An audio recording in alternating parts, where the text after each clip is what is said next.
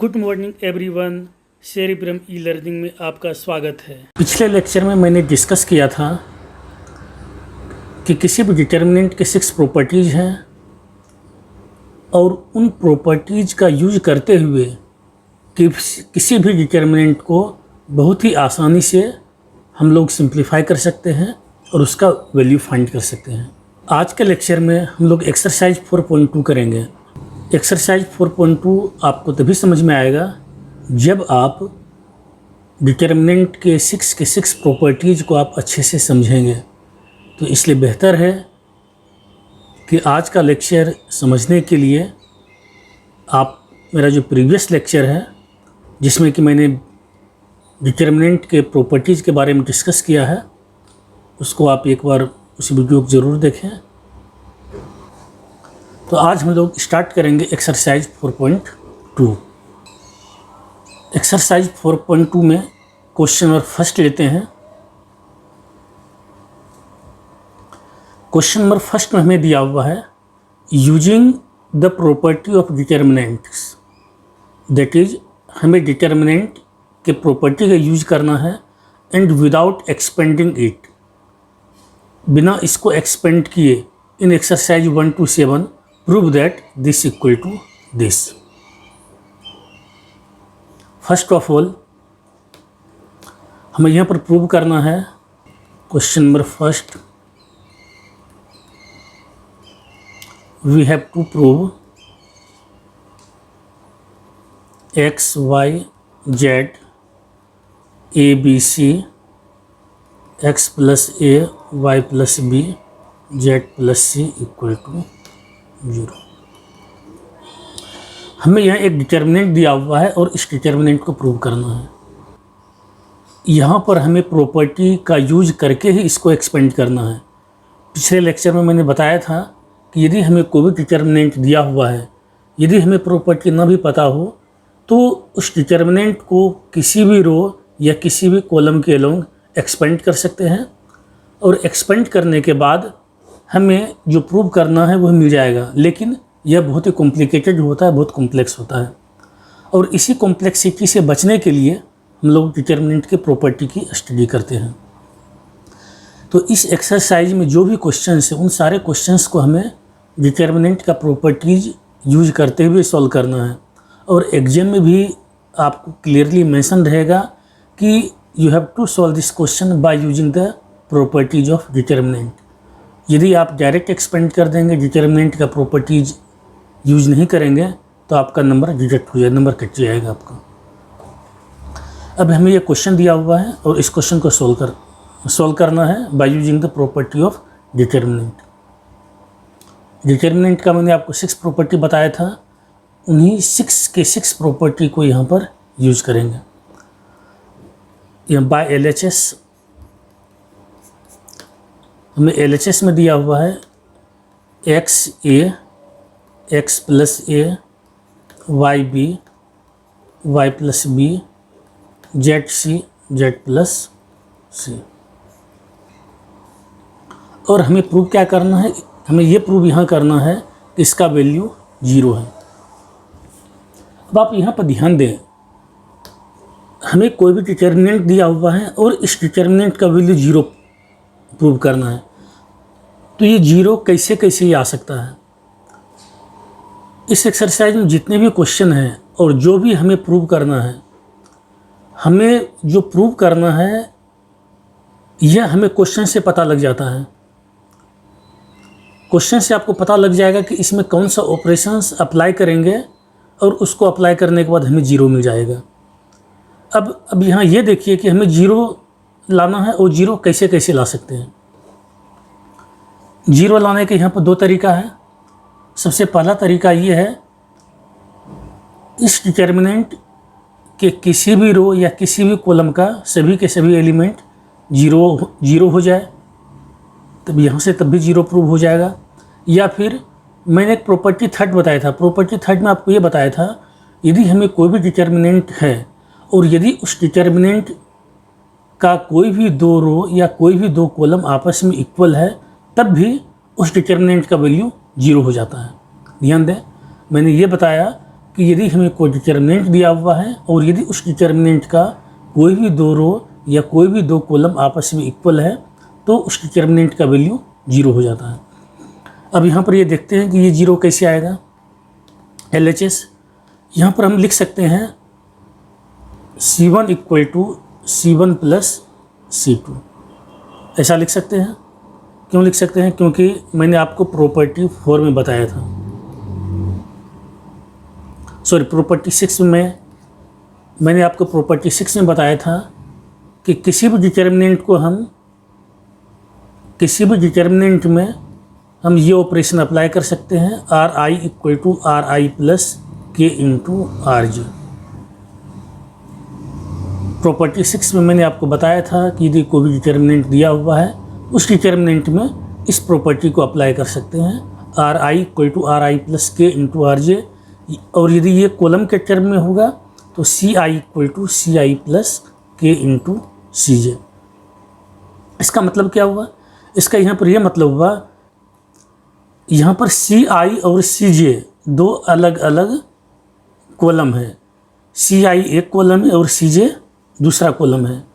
तो किसी भी कॉलम के एलिमेंट में यदि किसी कांस्टेंट से मल्टीप्लाई किया जाए और मल्टीप्लाई करने के बाद यह जो जेथ कॉलम है, इस कॉलम के एलिमेंट को यदि किसी दूसरे कॉलम के एलिमेंट में ऐड कर दिया जाए तो इस डिटर्मिनेंट का वैल्यू हमेशा अनचेंज रहता है। ये प्रॉपर्टी 6 मैंने बताया था। That we can write CI equal to K plus CJ। तो यहाँ पर ऐसा भी लिख सकते हैं कि K इक्वल टू 1, जब K इक्वल टू 1 लेंगे तब क्या मिल जाएगा, CI equal to CI plus CJ। इसका मतलब ये हुआ कि किसी भी एक कॉलम के एलिमेंट को दूसरे कॉलम के कोरस्पोंडिंग एलिमेंट में ऐड किया जा सकता है। और यहाँ पर I और J का न्यूमेरिकल वैल्यू दे दें तो ऐसा भी लिख सकते हैं C1 equal to C1 plus C2। C1 equal to C1 plus C2 का मतलब ये हुआ कि यदि हमें कोई भी डिटर्मिनेंट दिया हुआ है तो उस डिटर्मिनेंट में किसी भी कॉलम के एलिमेंट को दूसरे कॉलम के कोरस्पोंडिंग एलिमेंट के साथ ऐड किया जा सकता है। अब यही चीज़ मैं यहाँ पर अप्लाई कर रहा हूँ। मैंने अप्लाई किया C1 equal to C1 plus C2। That is यहाँ जो फर्स्ट कॉलम है, इस फर्स्ट कॉलम में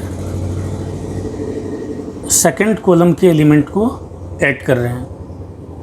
that is C1 equal to C1 plus C2। तब यहाँ मिल जाएगा हमें x प्लस a या y प्लस b और ये z प्लस c। अब एक क्वेश्चन को ध्यान से समझें। एक क्वेश्चन आपको समझ में आ जाएगा तो पूरा ये एक्सरसाइज आपको समझ में आ जाएगा, कहीं कोई दिक्कत नहीं होगी। C1 equal to C1 plus C2 मैंने कर दिया। इसका मतलब ये हुआ कि जो फर्स्ट कॉलम है, यहाँ पर ये जो फर्स्ट कॉलम है, फर्स्ट कॉलम के एलिमेंट में सेकंड कॉलम के एलिमेंट को ऐड किया तो x plus a y plus b z plus c और ये हमें a b c रह जाएगा। चेंज किस में हुआ है? चेंज सिर्फ C1 में हुआ है और C2 C3 as it is रहेगा। ये x plus a y plus b z plus c। अब यहाँ पर क्या देखते हैं कि जो C1 है, अब हम यहाँ ये देखते हैं कि C1 और C3 दोनों आपस में इक्वल हैं। दैट इज C1 और C3 के एलिमेंट आपस में इक्वल हैं। तो मैंने आपको बताया था यदि कोई भी डिटर्मिनेंट दिया हुआ है, इसका यदि कोई भी दो रो या कोई भी दो कॉलम आपस में इक्वल होता है, आइडेंटिकल होता है, तो उस डिटर्मिनेंट का वैल्यू 0 होता है। तो यहाँ पर ब्रैकेट में लिख दें, here C1 equal to C3। C1 equal to C3 है, therefore the value of this determinant will be 0। तो यहाँ पर इस डिटर्मिनेंट का वैल्यू क्या हो गया? 0 हो गया। यहाँ लिख सकते हैं here C1 equal to C3, ऐसा भी लिख सकते हैं लैंग्वेज के टर्म में, here first column and second column are identical, therefore the value of determinant will be 0। इस तरह से हमें इस डिटर्मिनेंट का वैल्यू 0 आ गया। हमें यही प्रूव करना था, this is RHS hence prove. इस तरह से अपना यह प्रूव हो गया। अब हम लोग नेक्स्ट क्वेश्चन सॉल्व करते हैं।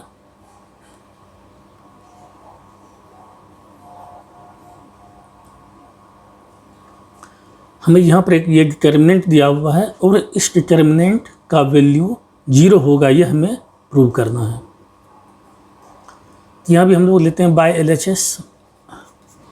LHS में हमें दिया हुआ है a minus B, B minus C, C minus A, B minus C, C minus A minus B, C minus A minus B, B minus सी।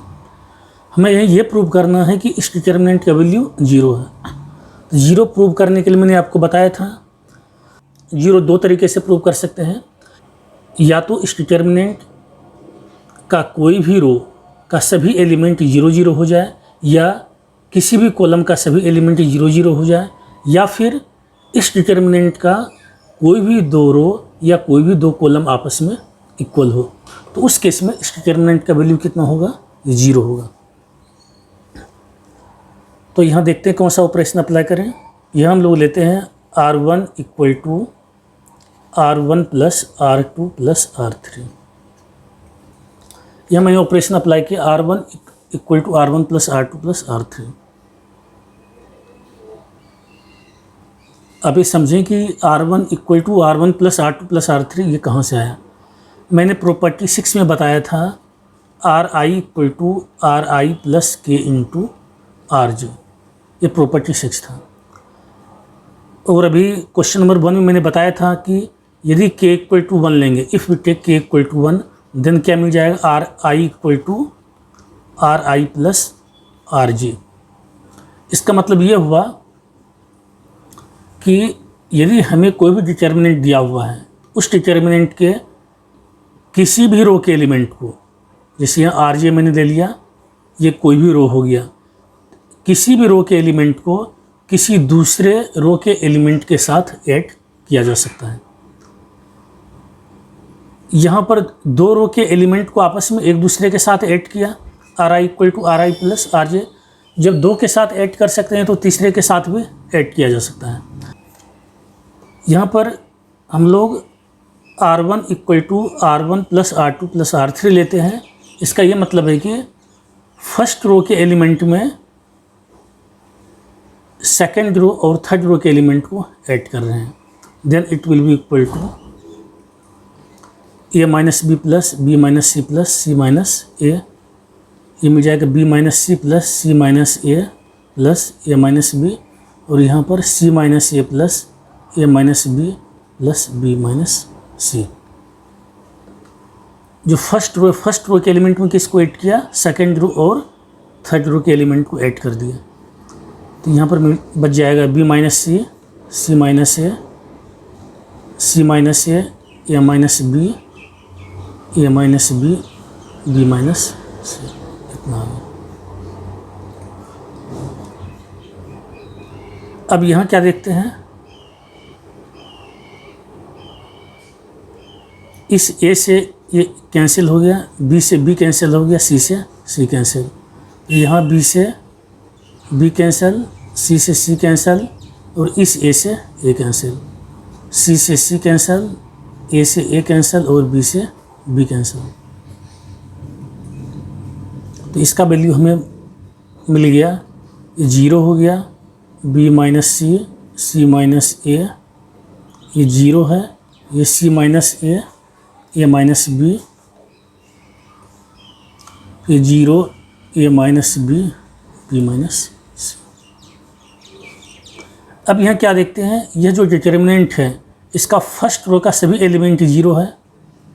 तो जब इसको फर्स्ट रो के अलोंग एक्सपेंड करेंगे तो इस डिटर्मिनेंट का वैल्यू हमें 0 ही मिलेगा, इक्वल टू 0 माइनस 0 प्लस 0। यहाँ 0 है, 0 के अलोंग फर्स्ट रो के अलोंग एक्सपेंड करते हैं। यहाँ 0 है तो 0 को मल्टीप्लाई करेंगे, 0 को किससे मल्टीप्लाई करेंगे? फर्स्ट रो और फर्स्ट कॉलम को डिलीट करते हैं, तब यहाँ c minus C, a minus B, a minus B, b minus C बचेगा। तो जब इसको 0 में मल्टीप्लाई करेंगे तो 0 ही मिलेगा। फिर सिमिलरली यहाँ पर माइनस 0 लेंगे, इस जीरो में भी किसी से मल्टीप्लाई करेंगे, जीरो ही मिलेगा, सिंप्लीफाई करने की ज़रूरत है नहीं, लिखने की ज़रूरत नहीं है। फिर थर्ड में भी, थर्ड एलिमेंट भी जीरो ही है, तो इसका भी वैल्यू हमें जीरो ही मिलेगा। इस तरह से हम ये जीरो मिल गया और यही RHS हमें प्रूव करना था, हेंस प्रूव। इस तरह से यह प्रूव हो गया। तो हम लोग नेक्स्ट क्वेश्चन सॉल्व करते हैं।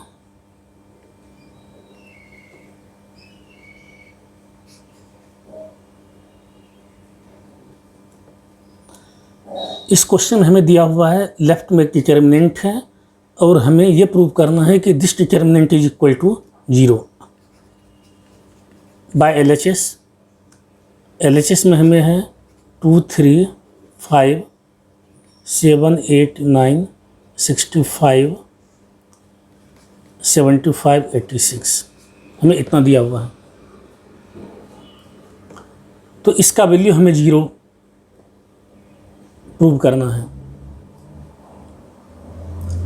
तो जीरो लाने के लिए दो तरीका मैंने बताया था, या तो कोई भी रो या कोई भी कॉलम का सभी एलिमेंट आपस में जीरो हो जाए, या फिर यदि कोई भी दो रो या कोई भी दो कॉलम का सभी एलिमेंट आपस में इक्वल हो। इन दोनों ही स्थिति में इस डिटर्मिनेंट का वैल्यू जीरो हो जाएगा। अब यहाँ देखते हैं जीरो कैसे हो सकता है। C3 equal to C3 minus C1 करते हैं। C3 equal to C3 minus C1, then it will be equal to, यहाँ पर 2, 3, 5 है, 7, 8, 9, तो ये 65 है। 65 minus 2 equal to 63, 75 minus 3 equal to 72 और 86 माइनस 5 इक्वल टू 81। यहाँ C3 के एलिमेंट में C1 के एलिमेंट को मैंने माइनस कर दिया, इक्वल टू। अब इसको ऐसा भी लिख सकते हैं 2, 3, 5, 7, 8, 9, 63 को लिखा जा सकता है 9 इंटू 7, 72 इक्वल टू 9 इंटू 8 और 81 equal to 9 into 9।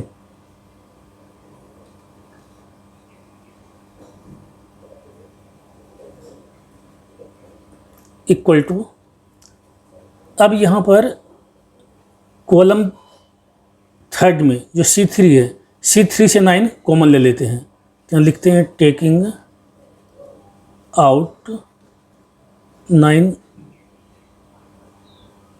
Common from C3, that is column 3 से 9 कॉमन ले लेते हैं।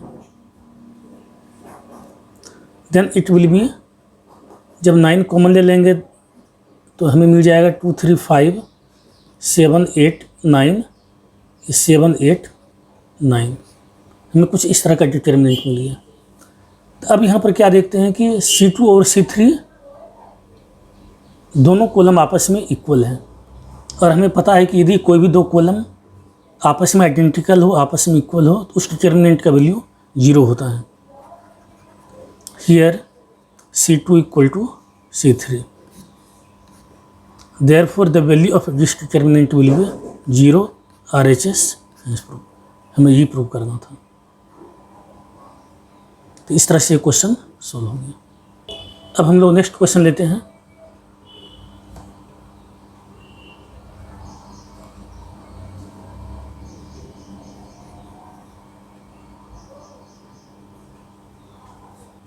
इस क्वेश्चन में हमें एक डिटर्मिनेंट दिया हुआ है और हमें यह प्रूव करना है कि यह डिटर्मिनेंट जीरो के इक्वल है। सॉल्व करते हैं बाय LHS में हमें दिया हुआ है 1 BC A into B plus C, 1 CA B into C plus A, 1 AB C into A plus, इतना दिया हुआ।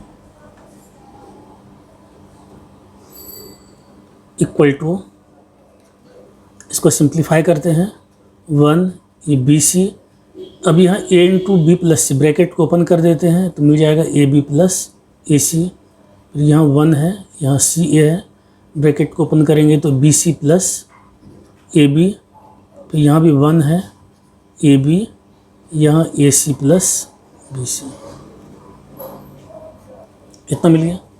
अब चूँकि हमें जीरो लाना है, यहाँ पर जीरो प्रूव करना है। तो जीरो प्रूव करने के लिए जो दो तरीका मैंने बताया था उसी दो तरीका को फाइंड करने की कोशिश करेंगे। यहाँ पर हम लोग ये बता देंगे कि इस डिटर्मिनेंट का कोई भी दो रो या कोई भी दो कॉलम आपस में इक्वल है। तो इसके लिए लेते हैं C3 equal to C3 plus C2। यहाँ पर ये C3 है, ये C3 है और ये C2 है। तो C3 के एलिमेंट में C2 के एलिमेंट को ऐड कर देते हैं। Then it will be equal to 1 1 1 ये BC CA AB। C3 equal to C3 plus C2 है, तो यहाँ AB प्लस AC है। इसमें BC को ऐड कर देंगे तो मिल जाएगा AB plus BC plus AC। यहाँ पर BC प्लस AB है, इसमें CA को ऐड करेंगे, ये भी मिल जाएगा AB plus BC plus CA। यह AC प्लस BC है, इसमें भी जब AB को ऐड करेंगे तो AB plus BC plus CA।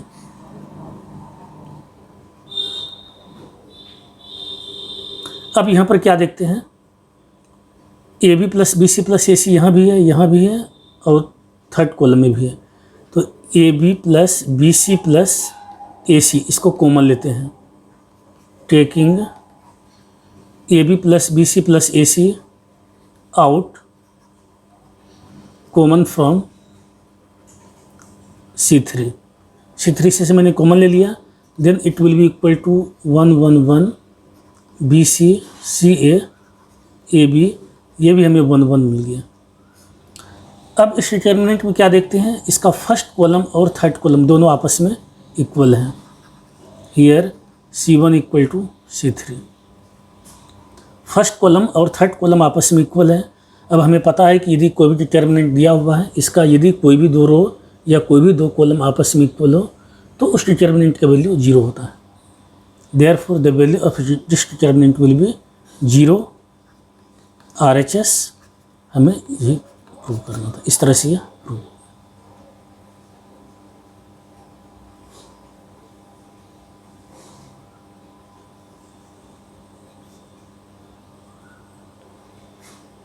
अब हम लोग नेक्स्ट क्वेश्चन सॉल्व करते हैं।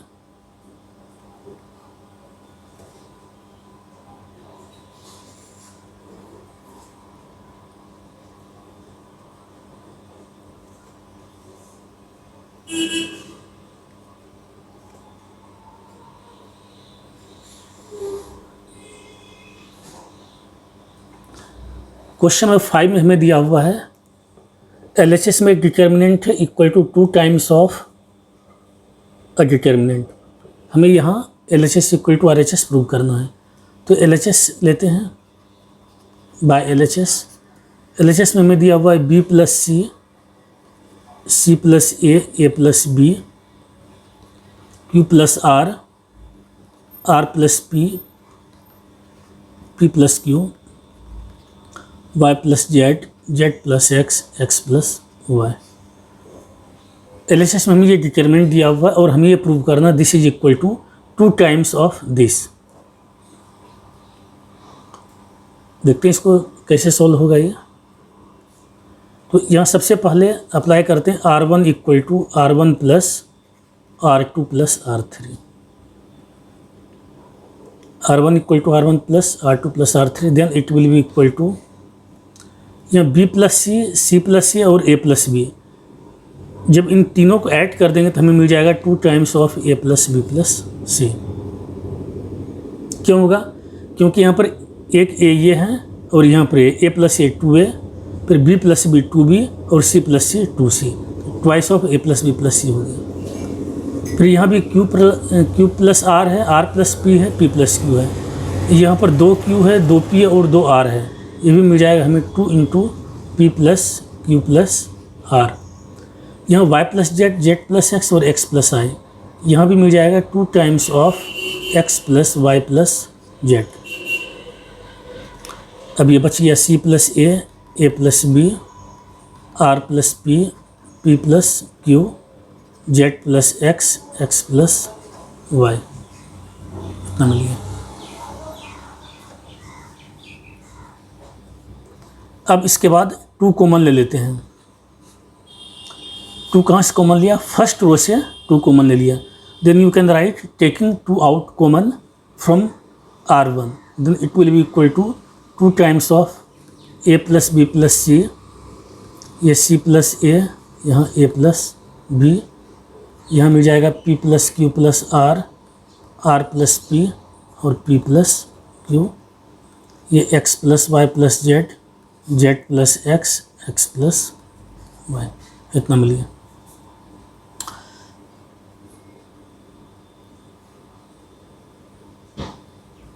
अब यहाँ देखते हैं कि हमें प्रूव क्या करना है। प्रूव यहाँ ये करना है कि 2 टाइम्स ऑफ यहाँ ए पी एक्स है, यहाँ बी क्यू वाई है और यहाँ सी आर जेड। अब ये जो है, जो डिटर्मिनेंट हमें मिला है, इसमें देखते हैं कि A P x B Q y और सी आर जेड कैसे आ सकता है। अब यहाँ ए प्लस बी प्लस सी है, इसमें यदि सी प्लस ए को माइनस कर दें, जब सी प्लस ए को माइनस कर देंगे तो यहाँ क्या बच जाएगा, बी बच जाएगा। और यहाँ P plus Q plus R में जब आर प्लस पी को माइनस करेंगे तब यहाँ में क्यू बच जाएगा, और जब x plus y plus z में जेड एक्स को माइनस करेंगे तब यहाँ वाई बच जाएगा। इसका मतलब ये है कि हमें यहाँ बी क्यू और वाई बच जाएगा, और बी क्यू वाई कहाँ पर हमें सेकंड रो में दिया हुआ है। तो यहाँ से ऑपरेशन अप्लाई करते हैं, प्रॉपर्टी अप्लाई करते हैं।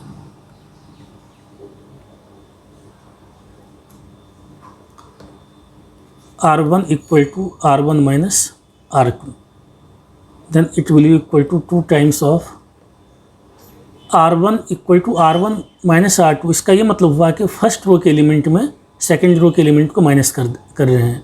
तो ए प्लस बी प्लस सी या सी प्लस ए जब माइनस करेंगे तो हमें बच जाएगा यहाँ पर सिर्फ बी बचेगा, और यहाँ P plus Q plus R है और यहाँ आर प्लस पी है। तो P plus Q plus R में आर प्लस पी को माइनस करेंगे तो यहाँ सिर्फ क्यू बचेगा। X plus y plus z में जेड प्लस एक्स को माइनस करेंगे तो हमें यहाँ वाई बचेगा, और सबको एज इट इज रहने देते हैं। C plus A plus B, R plus P plus Q, z plus x, x plus y, इतना मिल गया।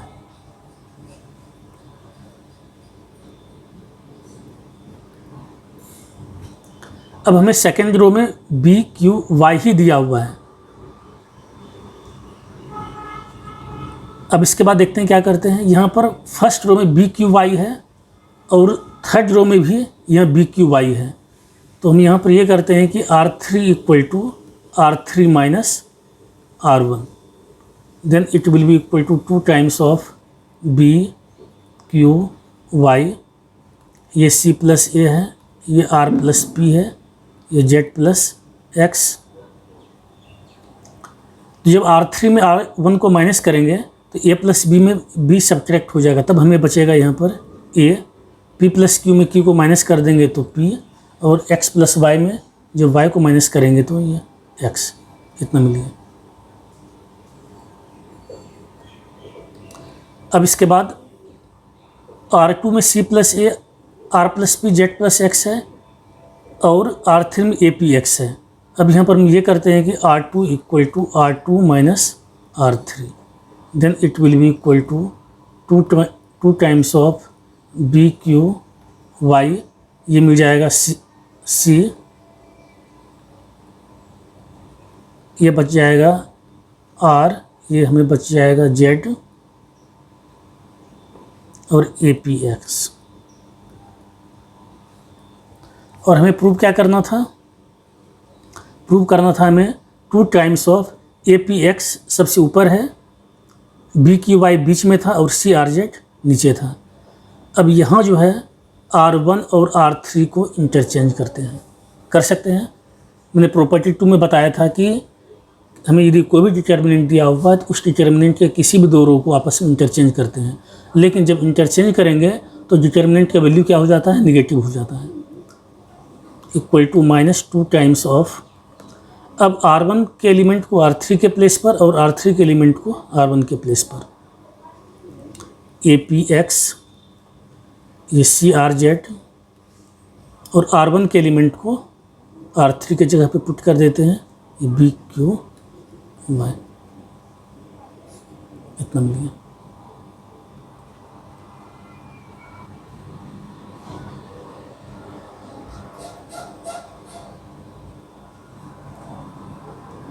इक्वल टू, अब ए पी एक्स तो आ गया, अब बी क्यू वाई बीच में सेकंड रो में है, इसको सेकंड रो में लाना है और सेकंड रो वाले को थर्ड रो में लाना है। इसके लिए R2 और R3 दोनों को इंटरचेंज कर देते हैं। R2 और R3 दोनों को इंटरचेंज करने का मतलब है सेकंड रो के एलिमेंट को थर्ड रो में और थर्ड रो के एलिमेंट को सेकंड रो में। और हमें पता है कि यदि किसी भी दो रो को इंटरचेंज किया जाता है तो डिटर्मिनेंट का वैल्यू नेगेटिव हो जाता है। यहाँ पर अगेन वी विल राइट -2, ये ए पी एक्स, ये मिल जाएगा बी क्यू वाई, ये सी आर जेड,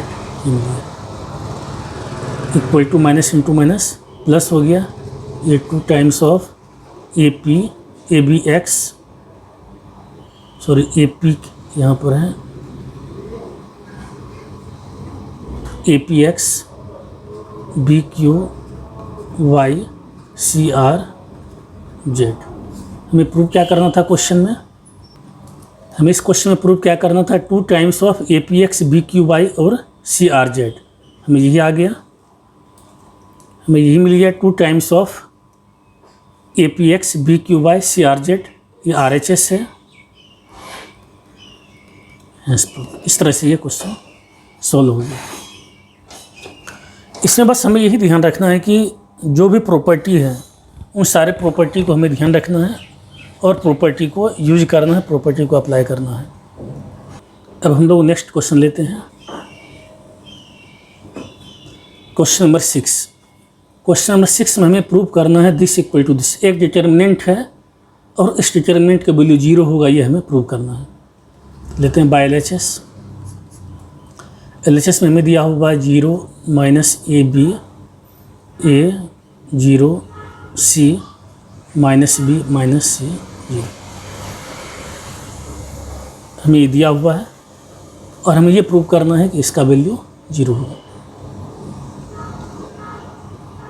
मान लेते हैं कि this is equal to delta. ये जो डिटर्मिनेंट है ये डेल्टा के इक्वल है। तो सबसे पहले यहाँ पर फर्स्ट रो, सेकंड रो और थर्ड रो तीनों में से माइनस साइन कॉमन लेते हैं। Taking negative sign common from R1, R2 and R3। क्यों कॉमन लेते हैं आगे क्लियर हो जाएगा। Implies that delta equal to, negative sign common लेंगे तो -1 टू द पावर 3 हो जाएगा। अब यहाँ बच जाएगा 0 minus A B, second row से कॉलम लेंगे तो ये A 0 C minus B minus C 0, इतना हो गया। Implies that delta equal to, ये माइनस हो गया 0 minus A B, A 0 C minus B minus C 0, इतना मिल गया।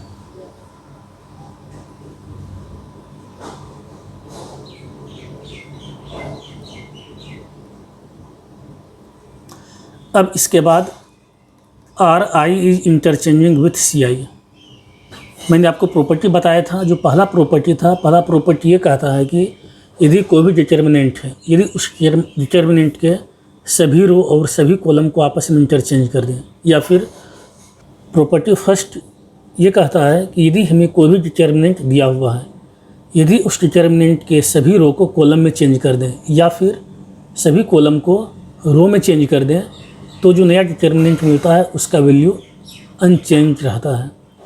तो यही चीज़ यहाँ पर अप्लाई करेंगे। R I is interchanging with C आई।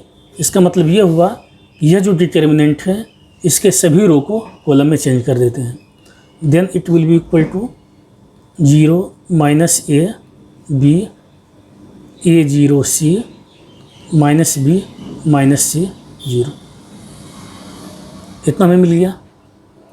और हमें क्वेश्चन में क्या दिया हुआ था, 0a minus B, 0a minus B minus A 0 minus C B C 0, हमें क्वेश्चन में यही दिया हुआ है। Implies that delta equal to minus, अब ये किसके इक्वल हो जाएगा, ये जो डिटर्मिनेंट मिला, then we can write this is equal to minus delta, implies that delta plus delta equal to 0, that is this is equal to 2 delta equal to 0, implies that delta equal to 0। Delta equal to 0 हो गया। हमें prove क्या करना था, 0 ही prove करना था, that is we can write. अब delta की वैल्यू पुट कर देते हैं। डेल्टा की वैल्यू दिया हुआ 0 a minus B minus A 0 minus C B C 0, delta की वैल्यू मैंने पुट कर दिया यहाँ। This is equal to 0 RHS। इस तरह से यह प्रूव हो गया। अब हम लोग नेक्स्ट क्वेश्चन लेते हैं।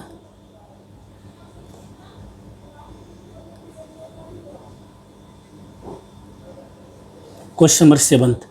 क्वेश्चन नंबर 7 में हमें लेफ्ट में डिटर्मिनेंट दिया हुआ है और हमें ये प्रूव करना है कि यह डिटर्मिनेंट इक्वल है 4 times of a square b square c square के बाय LHS। LHS में हमें दिया हुआ है minus a square AB AC BA minus b square BC CA CB minus C square. हम यहाँ ये देखते हैं कि प्रूव क्या करना है। प्रूव हमें ये करना है कि 4 times of a square b square c square, that is हमें इसमें 4 भी चाहिए, a square b square c square तीनों का प्रोडक्ट चाहिए। अब ये देखते हैं कि 4a square b square c square कैसे आ सकता है। इसके लिए ये जो फर्स्ट रो है, फर्स्ट रो में से a कॉमन ले लेते हैं, सेकंड रो में से b कॉमन ले लेते हैं, क्लियरली यहाँ दिख रहा है, और थर्ड रो में से c कॉमन ले लेते हैं। Taking a b and c common from R1 R2 and R3, that is first row second row और थर्ड रो तीनों में से ए बी सी कॉमन ले लिया, then it will be equal to, first row से ए कॉमन लिया तो यहाँ बच जाएगा माइनस ए, यहाँ बी, यहाँ सी। अब सेकंड रो में से बी कॉमन लेंगे तो यहाँ बी, जब बी कॉमन लेंगे तो बच जाएगा हमें ए माइनस बी सी, और थर्ड रो में से सी कॉमन लिया, सी कॉमन लेंगे तो ए बी माइनस सी, इतना हो गया। इसके बाद R1 equal to R1 plus R3 करते हैं। R1 equal to R1 plus R3 क्यों किया, क्योंकि यहाँ पर हमें माइनस ए है, यहाँ ए है, जब इन दोनों को ऐड कर देंगे तो 0 मिल जाएगा, और यहाँ सी है और यहाँ माइनस सी है, दोनों को ऐड करेंगे तो 0 मिल जाएगा। Therefore it will be equal to A B C, 0 हो गया, b plus B 2b, c minus C 0, R2 और R3 एज इट इज ये रह जाएगा, इतना हो गया। अब फर्स्ट रो में 0 2b 0 है, तो इसको फर्स्ट रो के अलोंग एक्सपेंड कर देंगे। आप चाहें तो किसी भी रो के अलोंग एक्सपेंड कर सकते हैं, लेकिन मैंने आपको बताया था कि जिस रो में मैक्सिमम 0 है उस रो के अलोंग एक्सपेंड करते हैं तो ये एक्सपेंशन काफ़ी आसान हो जाता है। Expand along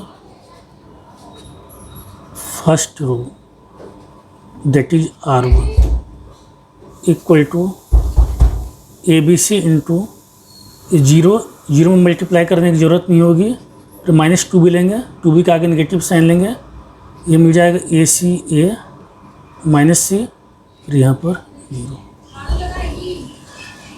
equal to A B C into 0 minus 2b into A into C minus A C, फिर यहाँ माइनस ए सी।